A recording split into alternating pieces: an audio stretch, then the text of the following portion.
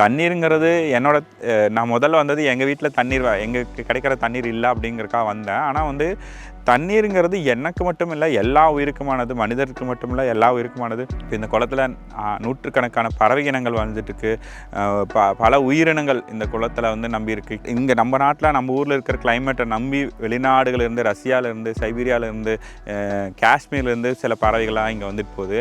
இனி வந்து நம்ம குழந்தைகள்லாம் எப்படி வாழ்வாங்கங்கிற சந்தேகம் இருக்குது. நம்ம வெள்ளிங்கிரி மலைக்கு காலகாலமாக நம்ம முன்னோர்கள் எல்லாம் போயிட்டுருக்காங்க. ஆனால் இன்றைக்கி வந்து இந்த கிளைமேட் சேஞ்சு, வெப்பம் ரொம்ப அதிகமாக இருக்கிற நேரத்தில் இன்றைக்கி வெள்ளிங்கிரி மலையேறிட்டு இருக்கவங்க நிறைய பேர் ஹீட் ஸ்ட்ரோக்கில், வெப்பம் அதிகமாக இருக்கனால, நீர் பற்றாக்குறையினால ஹீட் ஸ்ட்ரோக்கில் நிறைய பேர் இறந்து போகிறது.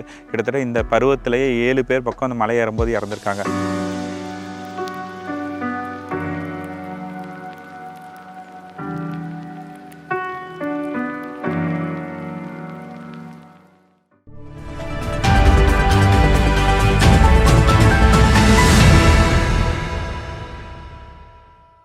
மணிகண்டன் கோவை குளங்கள் பாதுகாப்பு அமைப்போட ஒருங்கிணைப்பாளர் இருக்கேன். கோவை குளங்கள் பாதுகாப்பு அமைப்பு கோவை மாவட்டத்தில் இருக்க நீர்நிலைகளை தூர்வாருறது, பராமரிக்கிறது, பசுமை பரப்பளவு அதிகரிப்பதற்காக தொடர்ந்து ஞாயிற்றுக்கிழமை தன்னார்வலர்களை வைத்தும் வார நாட்களில் இடை நாட்களில் மெஷினரிஸ் வச்சும் இந்த சிஎஸ்ஆர் சப்போர்ட்டோடு பண்ணிகிட்ருக்கோம். கோவை மாவட்டத்தில் பெரிய குளங்களாக இருக்க ஒரு 3 பெரிய குளங்கள், 13க்கும் மேற்பட்ட குட்டைகள் பராமரிச்சிட்ருக்கோம். ஒரு 30,000க்கும் மேற்பட்ட மரங்களை நட்டு பராமரிச்சிட்ருக்கோம். இந்த நிலையில் கடந்த ஆண்டு நமக்கு வந்து தென்மேற்கு பருவமழை கை கொடுக்காத நிலையில் வடகிழக்கு பருவமழையில் ஒரு சில இடங்களில் தண்ணி கிடச்சிது. இந்த சூழ்நிலையில் இப்போ கடுமையான நீர் தட்டுப்பாடு கோவை மாவட்டத்தில் பல்வேறு பகுதிகளில் நிலவிட்டு வந்துட்டுருக்கு. சிறுவாணி, பில்லூர் போன்ற நமக்கு குடிநீர் ஆதாரங்களாக இருக்க அணைக்கட்டுகளும் தண்ணீர் ரொம்ப சொற்ப நிலையில் இருக்கும்போது முழுக்க நம்ம நிலத்தடி நீரை தான் நம்பி இருக்க நிலையில் கோவை மாவட்டத்தில் இருக்கிற நொய்யல் நீர்வழித்தடங்கள் இருக்கிற குளங்களாக இருக்கிற குளங்களில் ஒரு 20-30% தண்ணி இருக்குது. அதை தாண்டி மற்ற குளங்கள் நீர்நிலைகள்லாம் வறண்டு போய் இருக்குது. இந்த நிலையில் வந்துட்டு நம்ம ஊரில் இருக்க நீர்நிலைகளை கண்டிப்பாக பராமரிக்கணும். இந்த டீசல் பண்ண வேண்டியது நீர்நிலைகளை டீசல் பண்ணணும். ஒவ்வொரு தனி மனிதனும் இந்த வந்து ரெயின் வாட்டர் ஹார்வெஸ்டிங், மழைநீர் சேகரிப்பு கட்டமைப்பில் ஒவ்வொருத்தரும் தங்கள் வீட்டில் இதை கட்டமைக்கணும். எங்கள் வீட்டு பக்கத்தில் ஒரு கிணறு இருந்துச்சு. அந்த கிணறு வந்து எங்களுக்கு குடிநீர் ஆதாரமாக எங்கள் வீட்டுக்கு எல்லா தேவையுமா இருந்துச்சு. இதே மாதிரி ஒரு வறட்சியில் அந்த கிணறு வற்றி போச்சு. அப்போ பார்த்திங்கன்னா எங்கள் வீட்டு பக்கத்தில் இந்த குறிச்சி குளத்துலேருந்து தண்ணீர் வந்து உபரி நீர் வந்து மதுக்கரையை நோக்கி போகும். அது ஒரு ஓடை இருக்குது. அந்த குறிச்சி குளத்துலேருந்து போகிறது கட்டாயம் இருந்தாலும் எங்கள் ஊர் பகுதியிலேருந்து வடிகிற தண்ணீர்லாம் அதில் போகும். அதில் ஒரு பாறையாக இருந்தாலும் அடிச்சிட்டு போயிடும், அவ்வளோ தண்ணீர் வரும். ஆனால் அந்த தண்ணி நம்ம ஊரை விட்டு போகுது, ஏதாவது செக் டேமில் தடுத்தா நம்ம ஊருக்கு நிலத்தடி நீர் கிடைக்குமே அப்படிங்கிறனால நானும் என் நண்பரும் அந்த வாய்க்கால் வழியாக போகும்போது குருமபாளையம் பக்கத்தில் ஒரு செக் டேம் இருந்தது. அந்த செக் டேம் டேமேஜ் ஆகி அந்த தண்ணி வர தண்ணி நிற்காத மாதிரி சூழல் இருந்தது. அப்போ ஒரு 20 வருடங்களுக்கு முன்பு நான் வந்து மாவட்ட ஆட்சித்தலைவருக்கு இதை பற்றி ஒரு கலெக்டருக்கு கம்ப்ளைண்ட் எழுதினோம். அதுக்கப்புறம் அதை வந்து சரி செஞ்சாங்க. அப்போ தான் எனக்கு புரிஞ்சுது, நம்ம ஊரில் வந்து தண்ணீர் பிரச்சனை இருக்குது, பொது பிரச்சனை இருக்குது, எல்லோரும் பேசிட்டு தான் இருப்பாங்களே, அடுத்த கட்டமாக யாருக்கு கொண்டு போகிறாங்களோ அப்போ தான் இது சரி செய்ய முடியும்னு தோணுச்சு. அதுலேருந்து நான் தொடர்ந்து புகார்கள் எழுதுறது, அரசு துறைகளுக்கு புகார் எழுதுறது, அவங்க செய்ய முடியாத வேலைகளை நம்ம ஒரு தன்னார்வ அமைப்பு கூட சேர்ந்து செய்கிறது, அந்த மாதிரி இருந்துச்சு.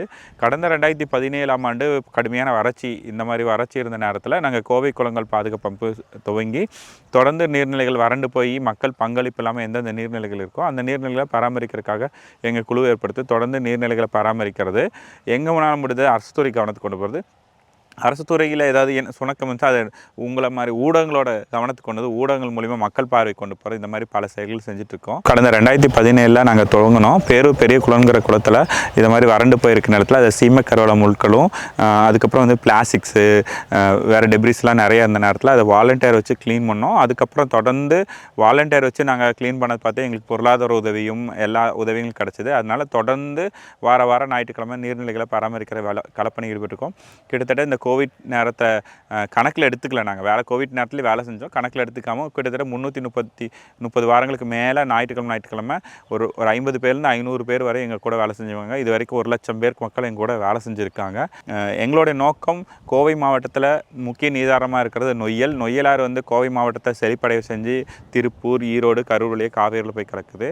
இந்த ஆறை எப்போவுமே நீரோட்டமுள்ள ஆறாக மாற்றணும். இந்த ஆறை நம்பி இருக்க குளங்கள் எப்போவும் நீர் நிறைஞ்சு இருக்கணும் அப்படிங்கிறது எங்களோட நோக்கம். இருக்கும். பலமுறை சொல்லியிருக்கோம், இங்கே ஸ்மார்ட் சிட்டி திட்டத்தில் கோவை மாவட்டத்தில் 9 குளங்களை வந்து கோவை மாநகராட்சி பல கோடியில் வந்து அழகுபடுத்தியிருக்காங்க. ஆனால் அழகுபடுத்துறது, மக்கள் வந்து செல்ஃபி எடுக்கிறது, வாக்கிங் போகிறது மட்டும் கிடையாது. இங்கே வந்து பல உயிரினங்கள் வாழிடமாக இந்த குளம் இருக்குது. எல்லாமே ஊருக்குள்ளே வசிச்சுட்டு இருந்தது. நகரமயமானால கடைசியாக சுருங்கி அது ஒரு நீர் ஆதாரங்கள் அருகாமையில் இருக்கிறதுக்கு வந்து இருக்கிற நிலையில் அந்த இடத்தையும் நம்ம சுற்றி walking track, cycle track, selfie corner, lighting இந்த மாதிரிலாம் போட்டு நம்ம பறவைகளுக்கு இடையூறாகவும், கிட்டத்தட்ட வாலாங்குளத்தில் பார்த்திங்கன்னா நிறைய பறவை இனங்கள் இருந்தது. ஆனால் வந்துட்டு இப்போ வந்து அதில் ஜிஹெச்சில் மருத்துவமனையில் நம்ம ஜிஹெச்சில் இருக்கிற மரங்களில் வந்து கூடு கட்டியிருக்கு. பறவைகள் வந்து குளக்கரையில் கூடு கட்டுறதுக்கு சிரமமாக இருக்கிறனால அங்கே ஜிஹெச்சில் கூடு கட்டியிருக்கு. அதனால் வந்துட்டு இந்த குளங்கள் நீர்நிலைகள் நீர் ஆதாரங்கள்ங்கிறது நமக்கானது மட்டும்னு நம்ம நினச்சிக்க கூடாது. ரெண்டாவது பார்த்திங்கன்னா நம்ம கோவை மாவட்டத்துடைய